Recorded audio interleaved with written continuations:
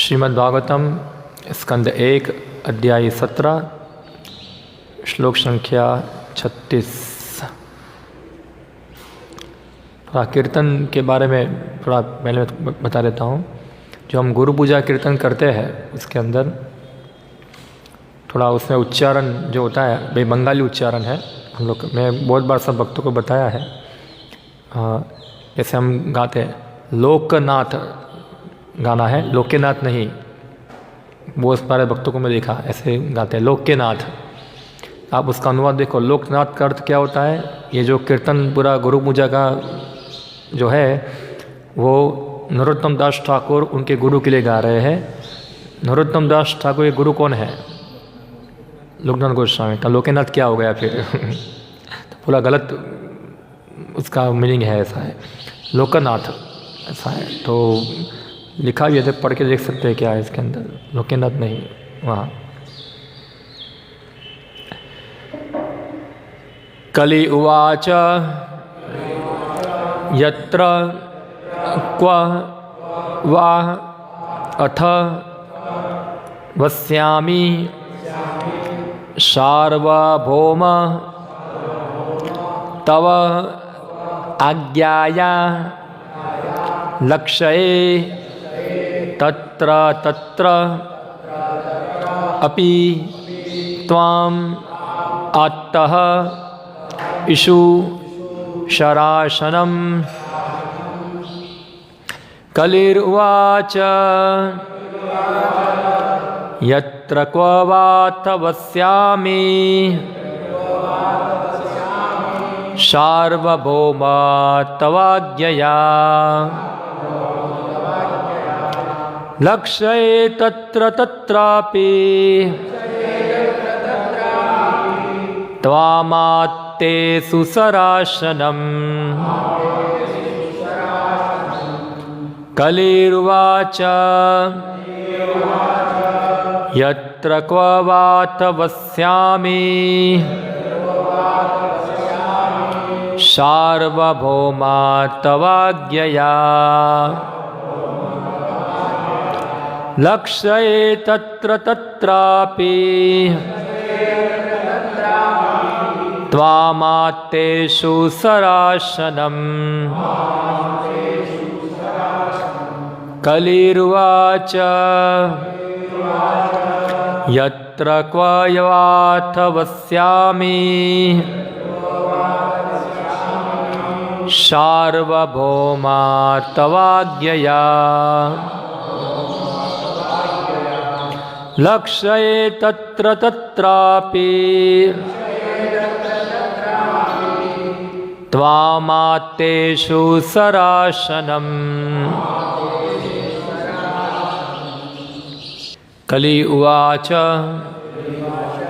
कलि ने कहा यत्र जहाँ कहीं क्व तथा कहीं भी वा अथवा अथ फलस्वरूप वस्यामि वास करूँगा सार्वभौम हे पृथ्वी के स्वामी तव तुम्हारे आज्ञाया आदेश से लक्ष्य देखता हूँ तत्र तत्र वहाँ वहाँ अपि भी त्वाम आपको आत्त लिए इषु बाण शरासनम धनुष। अनुवाद एवं तात्पर्य कृष्ण कृपा मूर्ति अभय चरणारविंद भक्ति वेदांत स्वामी श्रील प्रभुपाद द्वारा। हे राजा, मैं आपकी आज्ञा से चाहे जहाँ कहीं भी रहूँ और जहाँ कहीं भी देखूँ वहाँ केवल आपको ही धनुष बाण लिए देखूँगा। तात्पर्य कलि देख रहा था कि महाराज परीक्षित सारे विश्व के सम्राट थे, अतएव वह चाहे जहाँ कहीं भी रहेगा उसे राजा उसी मुद्रा में दिखेंगे। कलि उपद्रव के निमित्त था और महाराज परीक्षित कलि जैसे उपद्रवकारियों के दमन हेतु थे।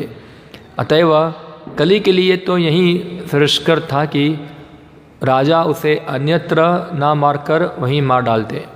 अब तो वह राजा के समक्ष शरणागत के रूप में था और अब जो कुछ करना था वह राजा के हाथों में था।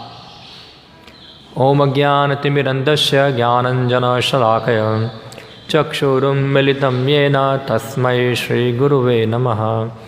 श्रीचैतन्यमनोभीष्टं स्थापितं येन भूतले स्वयं रूप कदा मह्यं ददाति स्वपदान्तिकं।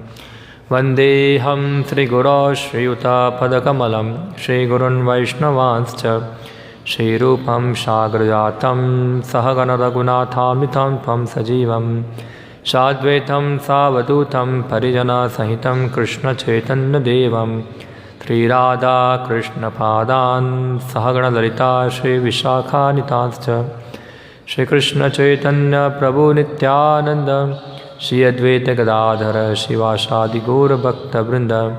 हरे कृष्ण कृष्ण कृष्ण हरे हरे, हरे राम राम राम हरे हरे।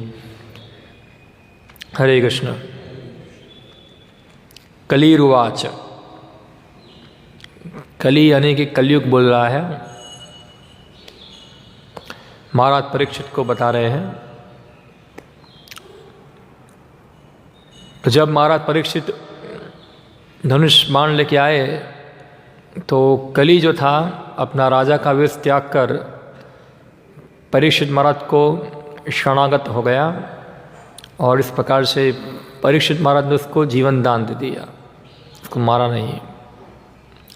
और परीक्षित महाराज ने उसको कहा तुम ये मेरा राज्य को छोड़कर तुम अन्यत्र चले जाओ, यहाँ तुम नहीं रह पाओगे। मगर कली ने बताया कि मैं जहाँ भी जाता हूँ वहाँ आपको दिखता हूँ, धनुष बाण हाथ में लिए हुए, इसलिए मैं कहीं भी जाऊँ तो आपका ही सामना करना पड़ता है। तो यहाँ एक चीज़ जो है कि सभी राजा जो थे वो परीक्षित, एक चक्रवर्ती राजा होता है। चक्रवर्ती राजा यानी कि जो छोटे छोटे राजाओं का उनका शासन करता है। पहले ऐसा नहीं था कि बस राजा थे, नो डाउट प्रांत वाइज थे, एक प्रांत में एक राजा होगा, दूसरे प्रांत में दूसरा राजा होगा और उससे ऊपर बड़ा राजा होता है जिसको सार्वभौम या सम्राट या महान सबका आदि राजा होता है। ये तो जन्य राजा थे जो परीक्षित महाराज के अधीन थे, वो भी परीक्षित महाराज जैसे ही प्रशिक्षित थे कली को दंड देने के लिए, क्योंकि अल्टीमेटली उनके ऊपर शासन करने वाले कौन थे? परीक्षित महाराज ही थे वहाँ। तो सेम जो उनका मूड था वो सेम वैसा ही था जैसे परीक्षित महाराज का था।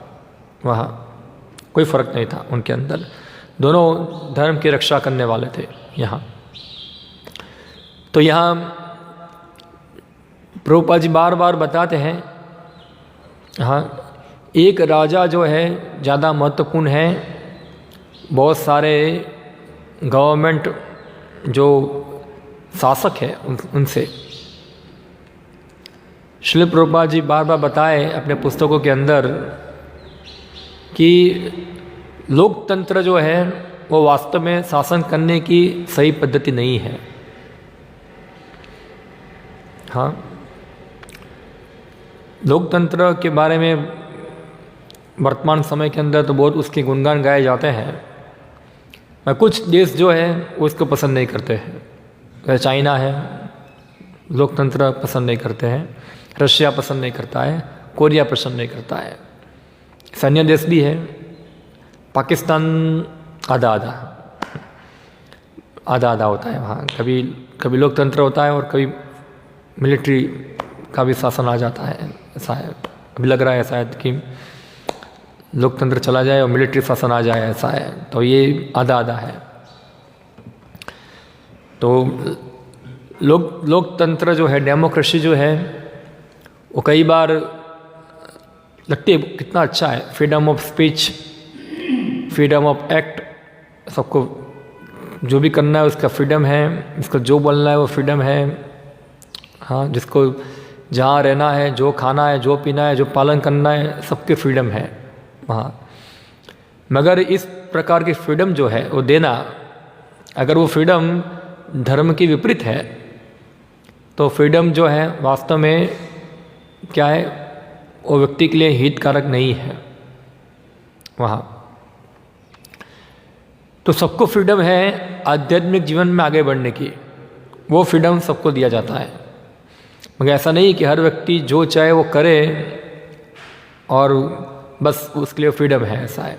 जैसे एक महिला है, अगर महिला जो है वो कपड़ा निकाल के घूमे, उसकी फ्रीडम है वहाँ, तो उसमें आप किसी को बोल सकते नहीं है। पुरुष जो है वो कपड़ा निकाल के घूमे, उसकी फ्रीडम है। तो क्या ये फ्रीडम है क्या? तो फिर लोकतंत्र क्या है? ये पशुओं का समाज है। हाँ, तो ये लोकतंत्र जो है खास करके जो निम्न कोटि के लोग जो होते हैं, वो लोग मिलकर एक निम्न कोटि के अपने नेता को चुनते हैं, जिनको कोई लक्ष्य पता नहीं है, कोई दिशा निर्देश नहीं है, क्या करना है, कोई क्या करना है। और ज़्यादातर भारत के अंदर या अन्य डेमोक्रेटिक जो स्टेट है उसके अंदर ज़्यादातर सरकार चलाई जाती है वैश्यों के द्वारा। वैश्यों के द्वारा यानी कि जो बड़े बड़े व्यापारी होते हैं वहीं सरकार का चयन करते हैं, क्योंकि उनको अपना बिजनेस करना होता है, बिजनेस फैलाना होता है। और बिजनेस के लिए वो धार्मिक सिद्धांतों को देखते नहीं है कि उससे कुछ फ़ायदा होगा कि नुकसान होगा। जैसे रिसेंटली हमने देखा, अभी आप लोग को पता होगा शायद, रिसेंटली न्यूज़ में आया था, पूरे दुनिया के सभी जो नेता थे इकट्ठा हुए फ्रांस के अंदर क्लाइमेट चेंज को रोकने के लिए। हाँ, क्लाइमेट चेंज को रोकने के लिए सभी, क्लाइमेट चेंज यानी कि पृथ्वी के अंदर पूरा जो पूरा उसका जलवायु जो है वो परिवर्तन हो रहा है, यानी कि अब ज़्यादा गर्मी बढ़ रही है, कुछ जगह ठंडी बढ़ रही है, कहीं बारिश होती है, कहीं बारिश नहीं होती है, और बहुत सारे जीव जंतु नष्ट हो रहे हैं, ऐसा है। तो क्लाइमेट चेंज हो रहा है पूरा। हाँ, तो अगर उसको रोका नहीं गया क्लाइमेट चेंज को, तो क्या होगा, शायद पृथ्वी के ऊपर जीवन का खतरा हो जाएगा यहाँ। तो सभी नेता जो है वो वहाँ चर्चा करने के लिए इकट्ठा हुए कि सब देश जो है अपना अपना पॉल्यूशन कंट्रोल करें। ऐसा है कि सब लोग पॉल्यूशन, अब देखो इसको विकास कहते हैं, ऐसा है। पॉल्यूशन तो पहले नहीं था, तो विकास किया हमने, तो अभी आप विकास होता तो पॉल्यूशन तो अंडर कंट्रोल होना चाहिए ना, तो कैसे पॉल्यूशन इतना हो गया? तो सब देश चर्चा करने इकट्ठा हुए कि हम लोग हमारा पॉल्यूशन कंट्रोल में करेंगे। मगर परिणाम यह आया, कोई भी देश तैयार नहीं हुआ कि हम पॉल्यूशन कंट्रोल करेंगे, क्योंकि एक देश सोचता है कि अगर हम पॉल्यूशन कंट्रोल करेंगे तो हमारा इकोनॉमी गिर जाएगा, हमारी फैक्ट्रियाँ बंद हो जाएगी, और हमारा जो देश के अंदर बेकारी हो जाएगी, फिर हम देश समाज को क्या खिलाएंगे। तो कोई देश की सहमति नहीं हुई, सब लोग हवा में बात करते रहे, और ऐसे ही पूरा जो समिट था पूरा फेल हो गया। कोई कॉन्क्रीट सॉल्यूशन नहीं निकला कि कैसे इसको कंट्रोल किया जाए, पॉल्यूशन को, क्लाइमेट चेंज को कैसे रोका जाए। अगर शायद इन लोगों ने श्रील प्रभुपाद की पुस्तक पढ़ी होती तो उनको थोड़ा बहुत ज्ञान मिलता वहाँ से, अंदर से। प्रभुपाद जी बार बार बताते हैं हमको नेचर के साथ हार्मोनी रखना चाहिए। हार्मोनी यानी कि नेचर के अनुसार जीना चाहिए, नेचर के विरुद्ध नहीं है। और नेचर जो है, ये प्रकृति जो है, वो भगवान के मार्गदर्शन में चलती है। मया अध्यक्षण प्रकृति सूयते सच्चा आचरण। प्रकृति जो है भगवान के दिशा निर्देश में चलती है। अभी जितने नेता इकट्ठा हुए उनको भगवान पता नहीं है, और भगवान किस प्रकार से रूल करते हैं उनके नियम पता नहीं है। तो नेचर जो एक रूल को फॉलो करता है, और रूल बनाया है भगवान ने। मगर जब वो रूल का वायलेशन होता है, वो रूल को तोड़ा जाता है, तो फिर नेचर जो है क्लाइमेट चेंज के नाम पे क्या देगी, एक रिस्पॉन्स, एक रिएक्शन देगी जो सबको भुगतना पड़ेगा। कोविड आ जाएगा, एक कोविड भी पता नहीं, कुछ बोलते हैं वायरस चाइना द्वारा बनाया गया है, कोई बोलता है नेचुरल है, मगर जो भी हो दुख तो है। जैसे बहुत सारे रिएक्शन जो है हम देख रहे हैं दुनिया के अंदर, अगर क्योंकि वो लोग बोलते हैं, आज की सोसाइटी बोलती है, समाज बोलता है कि हम लोग उन्नत हो रहे हैं, तो उन्नति कहाँ है? अभी दिल्ली के अंदर सुप्रीम कोर्ट बता रही है कि कुछ करो, वहाँ पॉल्यूशन बहुत बढ़ रहा है, इधर लोग मर जाएंगे वहाँ, वरना इतना पॉल्यूशन है उधर दिल्ली के अंदर, कुछ करो वहाँ। तो दिल्ली के अंदर तो भारत सरकार बैठी हुई है वहाँ पूरी, क्या करेगी वो? हाँ, अभी क्योंकि वो अंधे हैं, उनको ज्ञान नहीं है। सो कॉल जितने भारत के नेता है सभी आंख बंद के जो वेस्टर्न जो शासन पद्धति है, जीवन शैली है, उसका अनुकरण किया है। और जो प्रॉब्लम जो विश्व में आ रहे थे वो सभी प्रॉब्लम भारत झेल रहा है यहाँ वर्तमान समय के अंदर। विश्व में एक प्रॉब्लम था हिप्पी मूवमेंट जो 1960 में चालू हुआ था, वो भारत में भी आएगा। वेस्ट में डाइवोर्स का प्रॉब्लम था तो वो भी आएगा, वहाँ ड्रग्स का प्रॉब्लम था, यहाँ भी आएगा। सभी जितने भी वेस्ट के अंदर समस्याएं हैं, सभी समस्याएं, क्योंकि भारत जो है उसका उत्तराधिकारी है वेस्ट का, क्योंकि वेस्ट सबका नेता बना हुआ था। अभी धीरे चेंज हो रहा है, कुछ चेंज हो रहा है, धीरे धीरे चेंज ये हो रहा है कि अभी विश्व का नेता बनने जा रहा है चाइना। अभी अमेरिका क्या हो रहा है, ख़त्म हो रहा है। बहुत लोग मान रहे हैं कि अभी वेस्टर्न सिविलाइजेशन इज कलेप्स, क्या हो गया, जो पाश्चात्य संस्कृति था वो सब गिर रहा है नीचे, और अभी चाइना जो है वो आगे बढ़ रहा है, ऐसा है, उनकी पद्धति आगे बढ़ रही है वहाँ। दोनों देखा जाए दोनों एक ही है, दोनों का लक्ष्य क्या है, इंद्र तृप्ति है। मगर जो वेस्ट के अंदर सबको लिबरेशन है, सबको फ्री, चाइना में फ्रीडम नहीं है। दोनों नास्तिक है, वो बोलते हैं भगवान को मानते हैं मगर अंदर से नहीं मानते हैं, वो लोग भी नास्तिक है, दोनों ही सेम चीज़ है। मगर जो अन्य जो गुड है, चाइना वाला गुड, उसमें पूरा कंट्रोल है गवर्नमेंट का, उसमें गवर्नमेंट का कुछ कंट्रोल नहीं है, कंट्रोल है कुछ व्यापारियों का, व्यापारी कंट्रोल करते हैं पूरा। तो ये जो पूरा वेस्टर्न सिविलाइजेशन बनाया गया है, उसका जो पूरा जो फाउंडेशन है, उसका जो पूरा किस आधार पे खड़ा किया गया है, वो है सबको जितना भी आवश्यक हो उतना भौतिक सुख प्रदान किया जाए, ये आधार पे पूरा खड़ा किया गया है वहाँ। और जो सरकार जितनी ज़्यादा भौतिक सुविधाएं बढ़ाएगी वो सरकार सबसे अच्छी है। हाँ, जो सरकार आपको अच्छा हाईवे बना के देगी, आपको मोटर कार देगी, आपका मोबाइल देगी, आपको इंटरनेट देगी, आपको घर के अंदर पानी आ जाएगा, इलेक्ट्रिसिटी आ जाएगा और सब बना के देगी, वो सरकार क्या है, सबसे ऊपर है। और जिसमें सबसे ज़्यादा इंद्रिय भोग का व्यवस्था हो, नाइट क्लब हो, दारू पीने के लिए हो, व्यभिचार के लिए वेश्यालय हो, या तो बहुत सारी चीज़ जो होगी, पूरा जितने भी चीज़ें इंद्रिय भोग के लिए सभी व्यवस्था करना सरकार का कर्तव्य है। और प्रजा जो है इसी प्रकार की सरकार चाहती है वहाँ। तो उसका परिणाम क्या होता है कि जैसे यहाँ हो रहा है, हम देखते हैं समाज के अंदर अराजकता होती है। हाँ, क्योंकि अगर सभी लोग इंद्रिय तृप्ति करना की इच्छा करेंगे तो क्या होगा।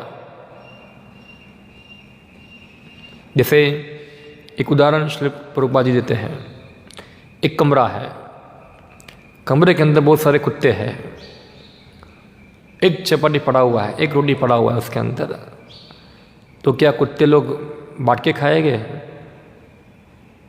क्या होगा। एक चपाटी पड़ा है और कम से कम डजन कुत्ते हैं, तो क्या सब कुत्ते मिलके मीटिंग करेंगे, हम कुत्ते हैं मीटिंग करते हैं, अभी एक काम करते हैं, हमारे पास एक चपाटी है, हम उसको बराबर भाग करते हैं और फिर हम लोग उसको ग्रहण करते हैं। कोई कुत्ता ऐसा करेगा नहीं, एक कुत्ता दूसरे कुत्ते के साथ लड़ेगा, दूसरा कुत्ता तीसरे कुत्ते के साथ लड़ेगा और सब लोग एक चपाटी के लिए एक दूसरे को मारा मारी करेंगे वहाँ।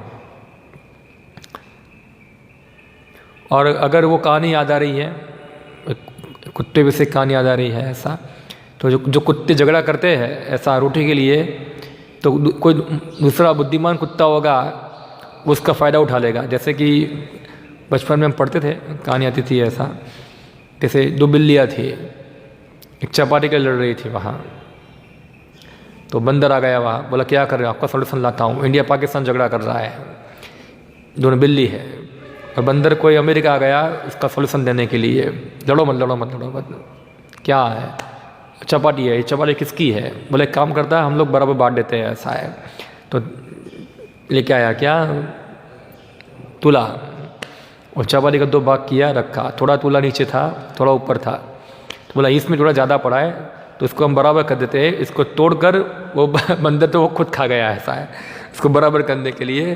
तो हुआ क्या कि इस तरफ का पोर्शन जो था वो नीचे हो गया, उस तरफ का ऊपर आ गया, तो बोला इधर ज़्यादा है, थोड़ा इधर से खा लिया, ऐसे दोनों को इक्वल करने के लिए पूरा चपाटी वही खा गया, दोनों लड़ते रह गए इधर, ऐसा है। तो ये क्या दिखा रहा है, ये ऐसा ही है, सब सो कॉल्ड डेमोक्रेसी के अंदर सब लोग लड़ते हैं और अन्य लोग उसका फ़ायदा उठाते हैं, बंदर जैसे लोग फ़ायदा उठाते हैं, ऐसा है। तो ये लोगों की चेतना को कुत्ते की जैसी रखी है, पशुओं जैसा रखा है। तो हर व्यक्ति जो होगा दूसरे के इंद्रिय सुख को देखकर क्या होगा, उसको समस्या होगा, तो फिर क्या फाइटिंग होगी उनकी, समाज जो है घूटों में बट जाएगा, और बट रहा है, ऐसा देखते हैं, ऐसा समाज को बटा जा रहा है वोट बैंक के लिए, वोट बैंक के लिए हिंदू मुसलमान को बटा जा रहा है, हिंदू वोट बैंक, मुस्लिम वोट बैंक, और हिंदुओं के अंदर भी दलित वोट बैंक, या तो फिर ब्राह्मण वोट बैंक, क्या बोलते हैं उसको, सुवर्ण वोट बैंक, और इसमें भी होगा तो प्रांत वाइज गुजराती वोट बैंक, या तो फिर महाराष्ट्र वोट बैंक, ऐसा है, सबको बांटा जा रहा है, ऐसा गुटों में बांटा जा रहा है। ये सब क्या है, एक कुत्तों का गुट है, क्या है, एक कुत्तों का गुट है, और हर कुत्ते जो है दूसरे कुत्तों के साथ क्या करते, फाइटिंग करते हैं यहाँ। तो इस प्रकार से तो समाज में कहाँ से शांति फैलेगी। डेमोक्रेसी, लोकतंत्र उसका सॉल्यूशन नहीं है, सॉल्यूशन नहीं है। प्रभुपाद जी बार बार बताए, ऐसा है 400 लोग शोषण करे इससे अच्छा है कि एक शोषण करे, वो ज़्यादा अच्छा है। 400 लोग मिलके पूरा करप्शन करते हैं, 400 यानी कि 400 कौन, मेंबर ऑफ पार्लियामेंट, उसको MP कहते हैं। कितने हैं भारत के अंदर, 500 525 35 के कुछ इतने हैं MPs, इतने सब मिलके क्या करते हैं, पूरा भारत को उन्हीं की तरह खाते हैं। इससे अच्छा कि एक राजा जो है वो रहे। राजा सही को क्यों निकाला गया, उसका कारण यही था कि राजा जो था वो प्रजा का शोषण करता है, प्रजा को फ्रीडम देता नहीं, ऑटोक्रेसी हो गया, ऑटोक्रेडिट हो गया पूरा, कि राजा जो है वो एक व्यक्ति के पास पावर रहेगा तो power corrupt, absolute power corrupt absolutely, तो पावर तो लोगों को करप्ट करेगा, एब्सोल्यूट पावर सबको करप्ट करेगा, ऐसा है यहाँ। मगर चलो उसका सॉल्यूशन आपने निकाल दिया डेमोक्रेसी, तो वही समस्या है ना, फिर कोई निर्णय नहीं हो पाता है, कोई पॉलिसी नहीं बन पाती है, और जो बलशाली है वो लोग ही राज करते हैं, वही शासन करते हैं, वही अपना उल्लू चलाते हैं वहाँ, ऐसा है। तो डेमोक्रेसी पद्धति जो है वो शासन करने के लिए योग्य नहीं है। इसलिए प्रभुपाद जी चाहते थे समाज का 4 भागों के अंदर विभाजन होना चाहिए, और ये प्रभुपाद जी का इच्छा नहीं था। ये वैदिक पद्धति है, वैदिक सोशियोलॉजी है। वर्तमान सोशियोलॉजी क्या है, इक्वल राइट। वर्तमान सोशियोलॉजी इक्वल राइट पर आधारित, सबको इक्वल राइट है। मगर जो वैदिक पद्धति है उसमें इक्वल राइट है व्यक्ति के, किसके अनुसार, उनके अधिकार के अनुसार। सबको राइट होता है उनके अधिकार के अनुसार। कर्मण्य वा अधिकारस्ते, सबको अपना अपना कर्म करने का अधिकार है, और कर्म का लेखा जोखा है व्यक्ति के गुण के अनुसार उसको कर्म का अधिकार दिया जाता है। ऐसा नहीं कि सब व्यक्ति सब कर सकता है, आज भी तो ऐसा नहीं है। अगर आपको ऑपरेशन कराना है तो आप क्या बार्बर के पास जाते हैं, डॉक्टर के पास जाते हैं, अब बार्बर के पास नहीं जाओगे वहाँ। तो इसलिए पहले समाज के अंदर समाज का विभाजन होता था और विभाजन किया जाता था हर क्षेत्र के अंदर व्यक्तियों को प्रशिक्षित करने के लिए उनके स्वभाव के अनुसार इसका विभाजन हो। बुद्धिमान वर्ग को ट्रेन किया जाता है ब्राह्मण के तरीके से, और ये ब्राह्मण जो है वो अपने उदाहरण से समाज को सिखाते हैं आध्यात्मिक लक्ष्यों को प्राप्त करना, हमेशा लोगों को गाइड करते हैं। ब्राह्मण की तुलना की गई है समाज के मस्तिष्क के साथ, ब्रेन के साथ, जो पूरे समाज को चलाता है, दिशा निर्देश करता है। आदमी तो है, ये व्यवस्था कभी लॉस्ट नहीं होती है क्योंकि भगवान की बनाई व्यवस्था है, मगर अभी वो प्रॉपर दिशा में नहीं चल रही है।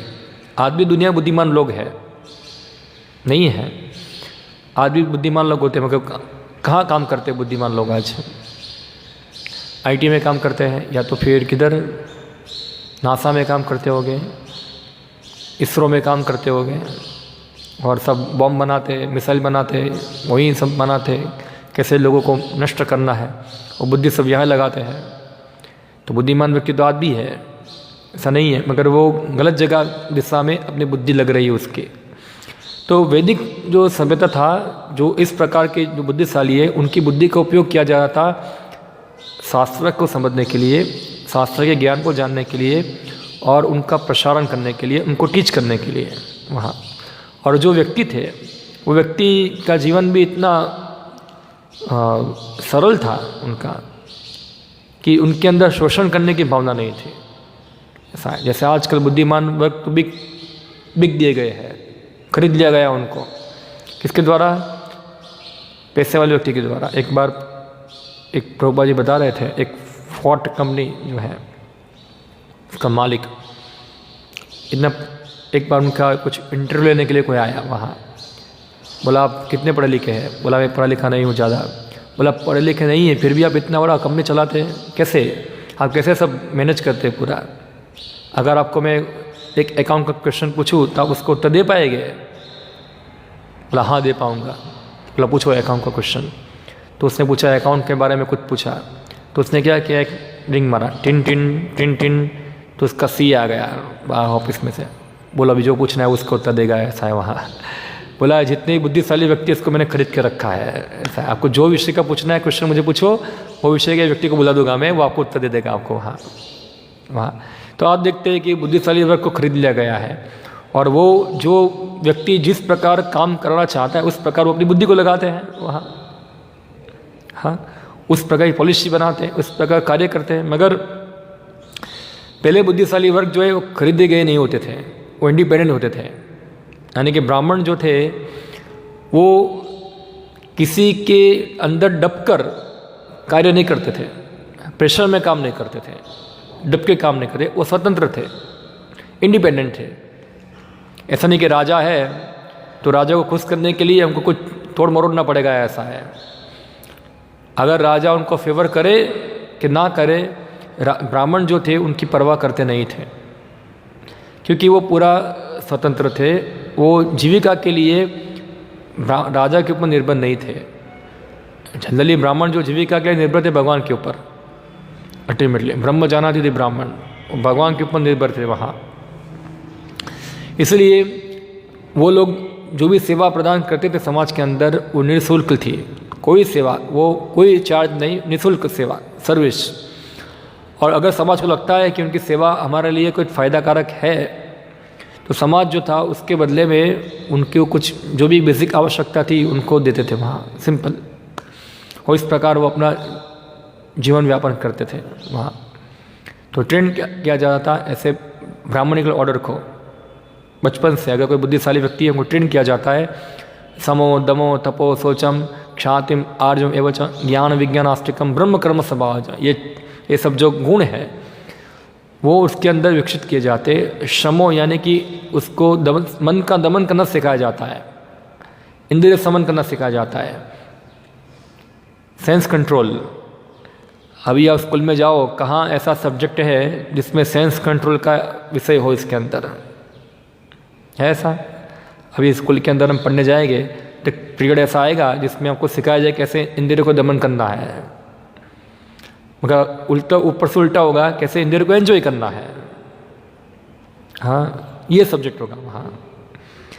कोई सब्जेक्ट वहाँ नहीं ऐसा होगा जिसमें माइंड को कंट्रोल करना है। ऊपर से सब्जेक्ट क्या होगा, अनकंट्रोल माइंड। ज़्यादा भौतिक इच्छाओं को बढ़ाओ, ज़्यादा आगे बढ़ो, दूसरे को पीछे लगाओ, हम खुद आगे बढ़ना है, तो माइंड कहाँ शांत होगा।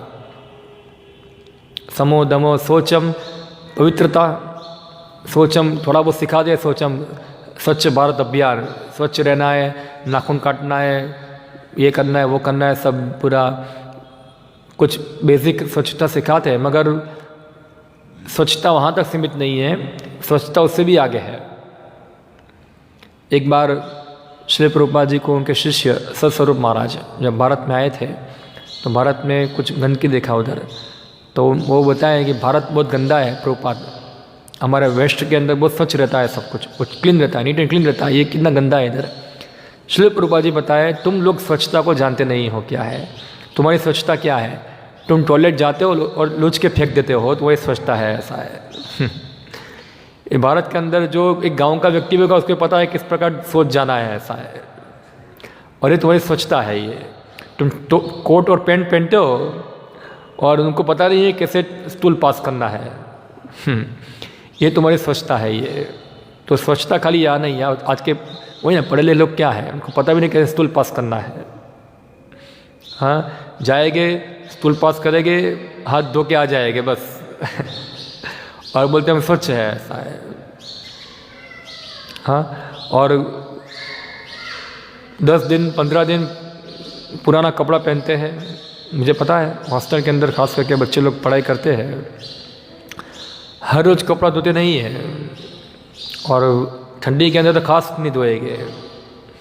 वो एक ही जींस का पैंट होगा, वो 10 दिन तक रगड़ रगड़ करेगा ऐसा उसको, और कई बार नहाते भी नहीं, स्नान भी नहीं करते हैं।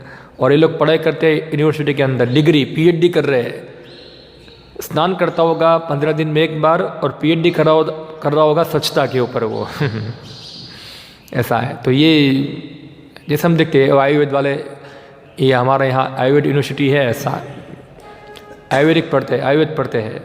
मगर आप कभी जाओगे उनके रूम के अंदर, उनके हॉस्टल के अंदर, आप देखोगे वहाँ जाके आपको लगा ये आयुर्वेद वाले है क्या है। आयुर्वेद यानी कि ब्राह्मण होना चाहिए, वो हाइजीनिक जीवन जीता होना चाहिए पूरा, मगर उनका जीवन देखो, वो रात को 2 बजे सोने वाला है, सुबह 10 बजे उठने वाला है। वो क्या लोगों का ट्रीटमेंट करेगा आयुर्वेद बनकर, ऐसा है, को पता ही नहीं है क्या है। उनको खाली डिग्री चाहिए, क्या चाहिए, ओनली डिग्री, बाद में बस। तो ये तो स्वच्छता नहीं, ब्राह्मणिकल नहीं है। स्वच्छता यानी कि अंदर बाहर, बाहर की स्वच्छता भी है और अंदर की स्वच्छता भी। अंदर की स्वच्छता के लिए भगवान के नामों का उच्चारण होना चाहिए, साधना करनी चाहिए। कहा आज कोई ऐसा स्कूल में पीरियड होगा जिसमें साधना के बारे में सिखाते हैं, मन को स्वच्छ करने के बारे में ज्ञान दिया जाता है। कहा ऐसा एजुकेशन सिस्टम है वहाँ। ऊपर से माइंड को पॉल्यूट करते हैं, गंदा करते हैं। पहले ऐसा था कुछ स्कूलों के अंदर, कम से कम पहले प्रेयर होती थी, सरस्वती की प्रेयर होगी या कुछ प्रार्थना होती थी। अभी ये प्रार्थना बंद हो गया, सेक्युलर हो गया। क्या हो गया अभी प्रार्थना भी करना है तो प्रार्थना कैसे होनी चाहिए, सेक्युलर प्रार्थना होनी चाहिए। कोई एक रिलीजन की प्रार्थना होनी चाहिए नहीं, सेक्युलर प्रेयर बना हुआ ऐसा है। और सेक्युलर में प्रेयर बनाने में आगे पूरा फोकस करिए नेशनलिज्म के, राष्ट्रवाद के ऊपर। ये तो राष्ट्रगीत गा के चालू करो, ये सब प्रार्थना वार्थना सब बंद कर दो, ऐसा है, तो बंद करा दिया। तो ये पूरा हम देखते हैं सोकल डेमोक्रेसी के अंदर कि सोचम नहीं है, समो दमो तपो सोचम, तपस्या करना सिखाते नहीं है। हाँ, अभी स्मार्ट क्लास हो गया स्कूल के अंदर। क्या हो गया, स्मार्ट क्लास। आपको पता है, जो लोग आपके ब्रह्मचारी को पता नहीं होगा, ब्रह्मचारी को ये सब ज्ञान नहीं होता है। स्मार्ट क्लास जो लोग गृहस्थ उनको पता होगा कि अभी स्कूलों के अंदर आ गया है स्मार्ट क्लास। हमारे धीरू बाबा को पता होगा स्मार्ट क्लास क्या है। पता है स्मार्ट क्लास क्या है धीरू बाबा? धीरू बाबा बोलते हैं हमारी जैसी स्कूल ही अच्छी है, ऐसा है। स्मार्ट क्लास क्या हो सकता नहीं है। तो स्मार्ट क्लास यानी कि ऐसा क्लास जिसमें वाईफाई इंटरनेट हो क्लास के अंदर, जिसमें पूरा स्क्रीन हो, LCD स्क्रीन हो, उसके अंदर एक अच्छा AC हो, बैठने के लिए अच्छे चेयर टेबल हो, जो ऐसे फालतू चेयर टेबल नहीं, बेंचेस नहीं, ऐसे वो पूरा स्मार्ट बेंचेस हो, ऐसा है। और पूरा इसके अंदर डिजिटल प्रेजेंटेशन हो, जिससे बच्चे टीच हो, ऐसा उनको टीच किया जाए। इसको बोलते हैं स्मार्ट क्लास। बच्चों को किसी प्रकार का कष्ट होना चाहिए नहीं। उनके पास में पानी का बोतल हो, बिस्लरी RO वाटर हो, ऐसा भरने के लिए, और पूरा स्मार्ट, नीट एंड क्लीन, पूरा एकदम। उनको कुछ भी असुविधा होनी चाहिए नहीं। मगर हमारा वैदिक समय में स्मार्ट क्लास कहाँ होता था पता है आपको? हाँ, पेड़ के नीचे वो था स्मार्ट क्लास। उसमें AC था पूरा AC, खुला AC। और पढ़ाई कहाँ होती थी? कोई बेंचेस पे नहीं, नीचे बैठ के ही पढ़ना होता था वहाँ। और थोड़ा तपस्या भी था। ऐसा नहीं कि स्मार्ट क्लास के अंदर जब मन होगा तब जाएंगे, मन होगा नहीं होगा, वो उनको थोड़ा कठोर काम कराया जाता था। उनको सफाई, कठोर कर्म, थोड़ा तपस्या करना सिखाया जाता था, उपवास करना। स्मार्ट क्लास होगा, उसमें 3 बार तो रिसेस पड़ेगी, 3 बार उनको ब्रेकफास्ट दिया जाएगा अंदर खाने के लिए ऐसा हमको पहले कुछ तपस्या होता था, ऐसा है, तपस्या करना सिखाते थे वहाँ। तो तपस्या ब्राह्मण के गुण है। कष्ट में रहना, हाँ, ठंडी सहन करना, गर्मी सहन करना, बारिश सहन करना, ये सब सिखाया। अभी क्या है? कुछ सहन मत करो, कुछ सहन मत करो, ठंडी भी सहन मत करो, गर्मी सहन मत करो, ऐसे ही जियो, ऐसा है। तो समो दपो तपा सोचम, हाँ, क्षाति आर्जम एवच। क्षाति, किसी अपना जीवन जो है पूरा वो पारदर्शी होना चाहिए, हाँ, किसी प्रकार का डिप्लोमेसी नहीं होना चाहिए, पारदर्शी और सहनशील होना चाहिए, टॉलरेंट, सहन करना सीखना चाहिए। कोई बोलता है तो सहन करना चाहिए, तुरंत रिएक्शन नहीं आना चाहिए सामने। खास करके बड़े लोग कुछ बोलेंगे। आजकल हम देखते हैं घरों के अंदर, इवन बड़े लोग भी कुछ छोटों को बोलते हैं तो बड़े तुरंत क्या करते हैं? रिस्पॉन्स करते हैं, उनके सामने बोलते हैं। इसको बोलते हैं जीबा जोरी। क्या बोलते हैं? जीबा जोरी। आज ये कॉमन है, घर के अंदर बच्चे हो गए, माता पिता के साथ जीबा जोरी करते हैं। हाँ, अगर हम देखते हैं इवन बड़े हो जाने के बाद भी इवन बच्चे हो गए अपने माता पिता के साथ जीबा जोरी नहीं करते थे। वहाँ घर के अंदर बहू शादी करके आएगी, वो भी अपनी सास के साथ जीबा जोरी नहीं करती थी वहाँ। तो ये इस प्रकार का प्रशिक्षण था, उनको सिखाया जा रहा था कि ऐसे आर्ग्यूमेंट नहीं करना है बड़ों के सामने, ऐसा है, शांति से रहना है, नम्रता से रहना है वहाँ। मगर आज क्या है? कुछ सहन मत करो, नो 0% टॉलरेंस। 0 टॉलरेंस क्या है अभी? 0 टॉलरेंस। माता पिता बोलेंगे, अगर कोई बच्ची विवाह करके जाएगी घर के अंदर, माता पिता बोलेंगे कुछ भी तुमको कुछ बोले तुम्हारी सास तो मुझे फ़ोन कर देना है, ऐसा है। और गवर्नमेंट भी बोलती है ऐसा, घर के अंदर पति कुछ बोले या तो सास कुछ बोले तो 100 नंबर के ऊपर फ़ोन कर देना। 100 के 101 क्या नंबर है? हाँ, 10181 181 के फ़ोन कर देना है, ऐसा है। सबकी हवा निकाल देंगे हम लोग, ऐसा है वहाँ जाके। तो ये क्या है? 0 टॉलरेंस, 0 टॉलरेंस। और बच्चों को भी, आप अमेरिका में जाओ, US के अंदर, अगर माता पिता बच्चों को कोई बोलेंगे तो बच्चे पुलिस कंप्लेंट कर देंगे तो माता पिता को जेल में डाल देते हैं, जेल में डाल देते हैं वहाँ। ऐसा हुआ था एक बार, एक भारतीय परिवार था, वो उसका पिता अपने बच्चों को बुला होगा ऐसा, तो बच्चे कंप्लेंट हो गया उधर पुलिस के अंदर, पुलिस आया, पिता को ले गए वहाँ। बाद में जब रिहा हो गए तो पिता ने सोचा अभी देश को चेंज कर लेते, भारत चले जाते हैं, ऐसा है। पूरा परिवार भारत आ गया।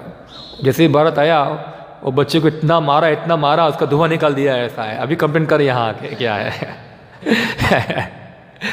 वहाँ फ्रीडम है, ऐसा है, तुम जो चाहे वो कर सकते हो, यहाँ तुम कंप्लेंट करो, ऐसा है। इधर क्या कंप्लेंट करोगे, ऐसा।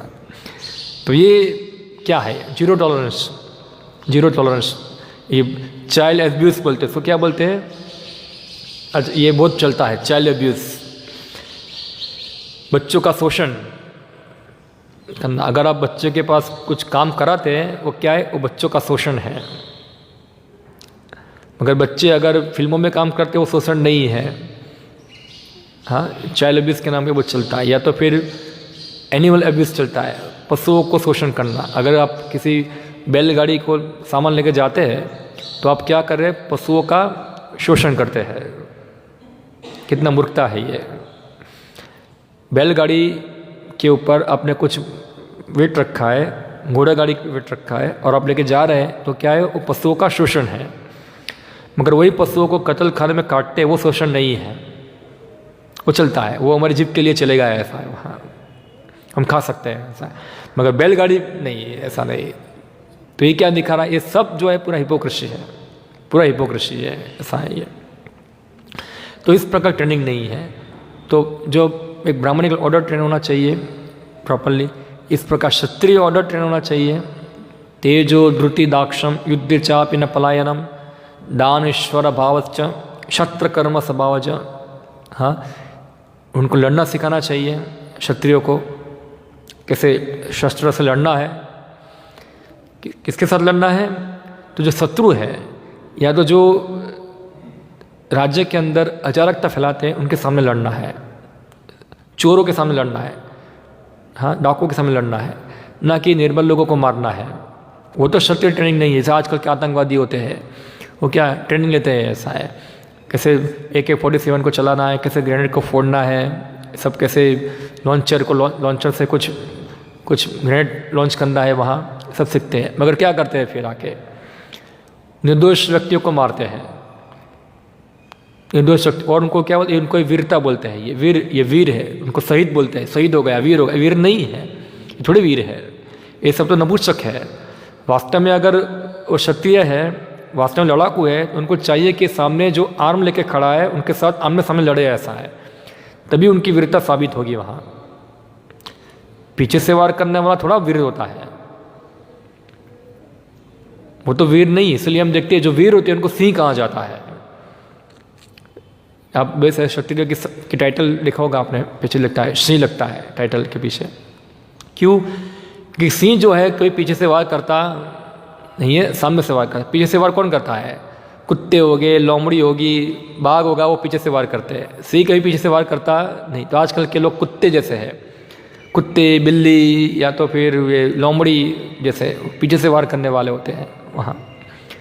तो ये क्षत्रिय को ट्रेन किया जाए लड़ने के लिए, डाकुओं का दमन करने के लिए। डरते नहीं डाकुओं के, डाकुओं को देखिए भागने जाएंगे, वो उनको मारेंगे, वहाँ जाके ख़त्म कर देंगे उसको वहाँ। तो कहाँ अभी क्षत्रिय ऐसे कुछ ट्रेनिंग मिलती है? आजकल क्षत्रिय बिकाऊ हो गए सब क्षत्रिय गुलामी करते हैं किसकी? शूद्रों की। आजकल आर्मी जो है, मिलिट्री है, डिफेंस है, पूरा किसका गुलाम है? शूद्र गवर्नमेंट का गुलाम है। उनके पास कुछ स्वतंत्रता नहीं है एक्ट करने की वहाँ।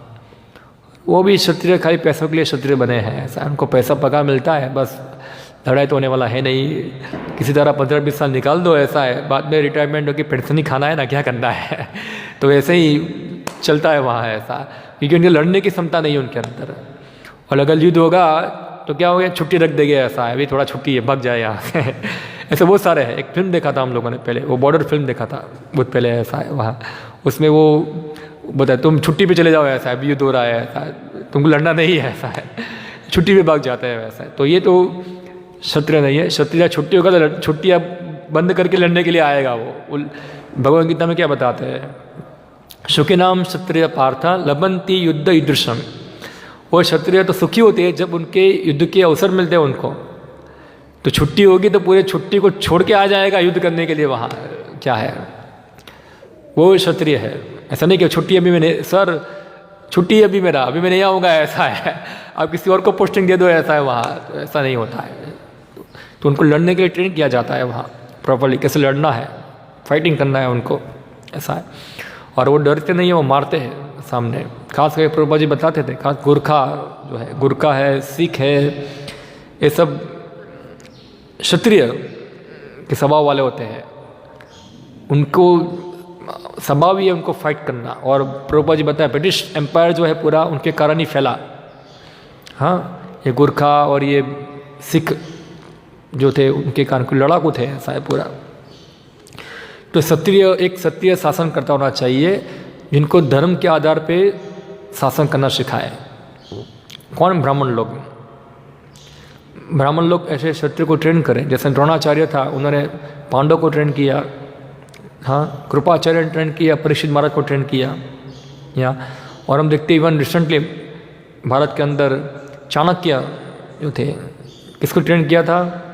चंद्रगुप्त को ट्रेन किया था पूरा, ऐसा है। तो ये इस प्रकार एक ब्राह्मण जो होता है एक राजा को ट्रेन करता है किस प्रकार शासन करना है एक धर्म के आधार पे, और दुश्मनों का खात्मा करना है, और समाज के अंदर भगवान की सत्ता को स्थापित करना। जो नास्तिक है, जो भगवान की विरोधी है, उनको ख़त्म करना।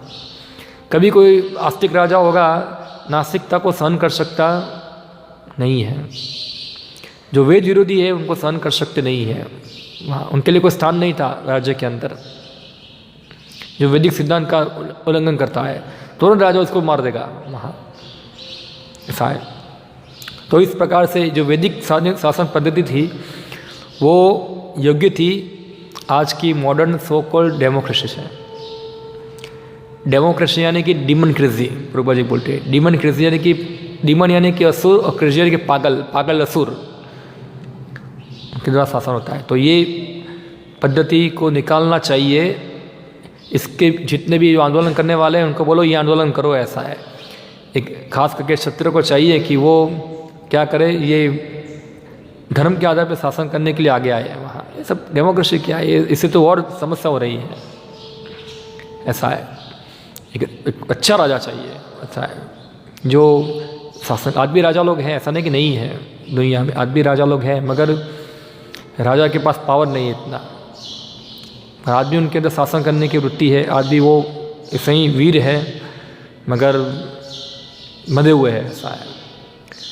अगर वो ऐसे राजा प्रॉपर ब्राह्मणों के मार्गदर्शन में शासन करेंगे तो अधर्म जो है वो फैल नहीं पाएगा, सब कुछ बराबर रहेगा वहाँ। ओके, हरे कृष्णा। तो यहाँ हम समाप्त करते हैं। किसी को कोई कमेंट, कोई क्वेश्चन इसी के ऊपर हो तो पूछ सकते हैं, क्या है? हाँ हाँ,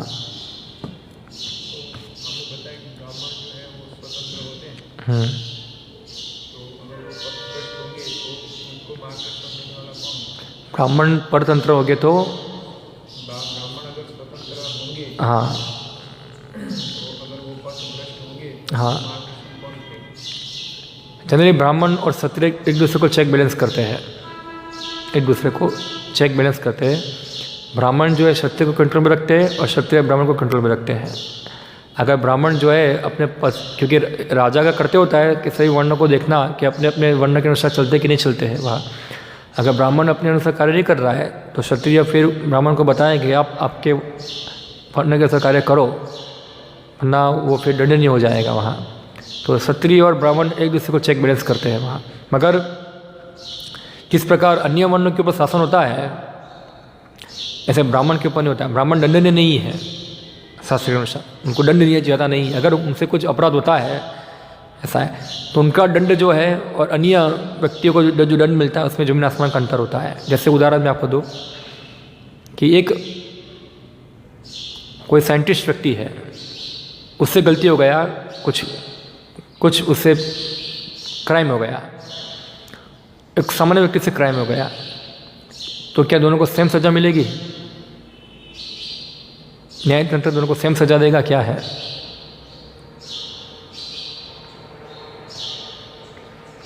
तो देखा जाएगा कि वो जो व्यक्ति है जो क्राइम किया है वो क्राइम करने वाला व्यक्ति जो है उससे किस प्रकार क्राइम हुआ है, कैसे क्राइम हुआ है, और वो कितना समाज के लिए उपयोगी है व्यक्ति है, उस प्रकार से उसको दंड दिया जाता है वहाँ।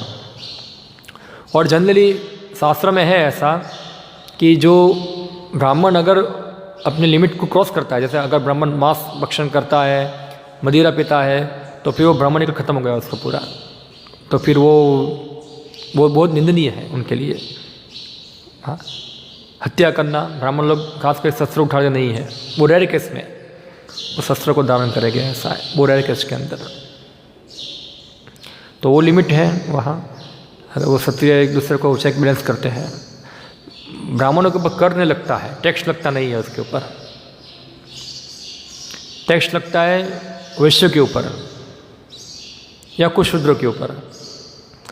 ब्राह्मण टैक्स फ्री होते हैं, उनको टैक्स लगता नहीं है, उनको किसी वीज़ा पासपोर्ट की आवश्यकता नहीं है। जैसे एक ब्राह्मण है, उसको एक राज्य में से दूसरे राज्य में जाना है तो उनको पासपोर्ट वीज़ा निकालने की आवश्यकता नहीं है वहाँ, कि उनको फिर जाके बोलना पड़ेगा, एप्लीकेशन करना पड़ेगा कि आगे आपके राज्य में रहना चाहता हूँ, क्या मैं रह सकता हूँ, ऐसा है। फिर राजा उनको बोलेंगे, परमिशन देगा, ठीक है तुम रहो, ऐसा नहीं। वो इंडिपेंडेंट है, जहाँ भी जाना है वो जा सकता है इधर, उनको कोई पाबंदी नहीं है, वहाँ स्वतंत्र है इस प्रकार से। इंडिपेंडेंट सिटीजन है वो, उनके पास ग्रीन कार्ड है, मगर अन्य लोगों पे नियंत्रण है, ऐसा है। ठीक है, और कोई किसी को कोई कमेंट क्वेश्चन? हरे कृष्णा। श्रीमद् भागवतम की जय, श्री प्रभुपाद की जय।